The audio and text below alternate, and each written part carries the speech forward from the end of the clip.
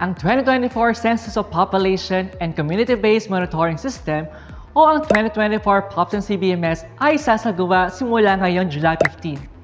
Hinihingi po namin ang kooperasyon ng lahat sa pagsasagawa ng dalawang statistical activity na ito na pangungunahan ng Philippine Statistics Authority.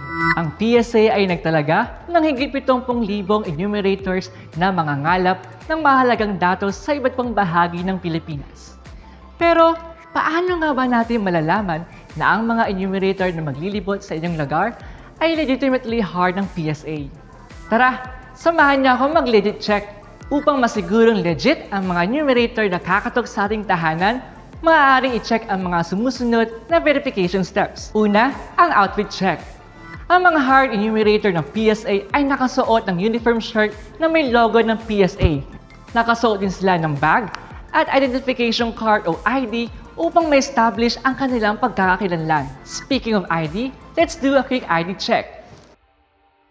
Ang ID ay may litrato, pangalan, designation at lagda ng PSA enumerator.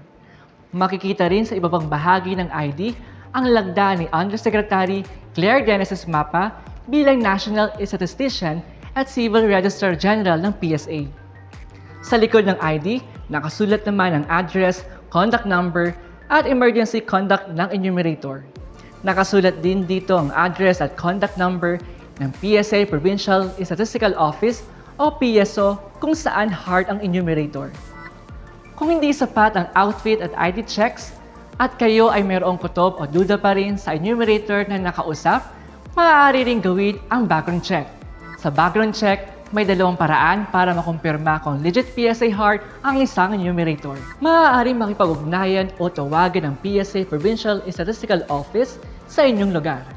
Bisitahin lamang ang psa.gov.ph/directory para sa iba pang detalye. Maaari rin kayong magtanong sa inyong barangay upang kumpirmahin kung ang enumerator na nakapanayam ay tunay na otorisado ng PSA.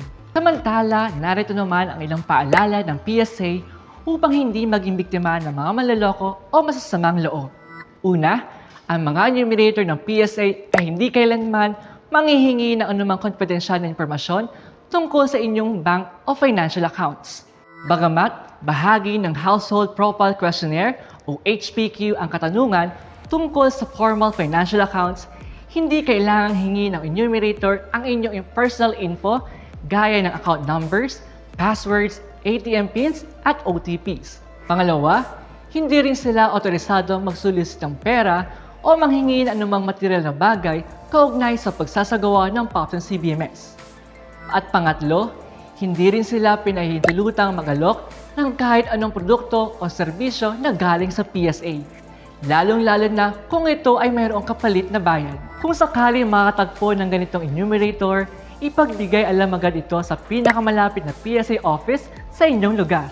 Ngayon, alam mo na kung paano mag-legit check ng PSA enumerator na bibisita sa inyo. Huwag mag-alala.